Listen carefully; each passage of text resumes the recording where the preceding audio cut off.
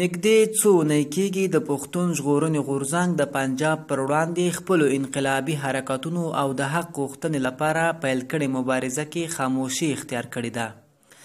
دا خاموشي تر ټولو بریالۍ او له یو نایابه قوت سره تړلې ده چې نږدې ورځو کې به د پنجاب ریاست ستنې ولړزوي، د بدلون زورورې نارې به پورته شي، فضا به د انقلاب شعارونه په سر واخلي او په دې سره به د پنجابي حکومت ستوني ته ورنږدې کېدونکې کړۍ بل ور وولېږي. د تور ژبور لیوه داړې به ماتېږي، نور به د پښتون په معصومه وینه کې نه رنګېږي.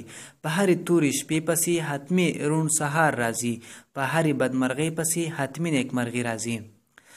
د حق د لارې هرې مبارزې پای خوندور وي. منظور پښتین تازه ویلي خلک دې دا فکر نه کوي چې ګنې موږ له زندانونو وویرېدو. موږ دا وخت طرحې جوړولې، راتلونکي مارچ کې به ټولو ته پته ولګېږي چې پی ټي ایم په خپله خاموشۍ کې څومره کار کړی دی.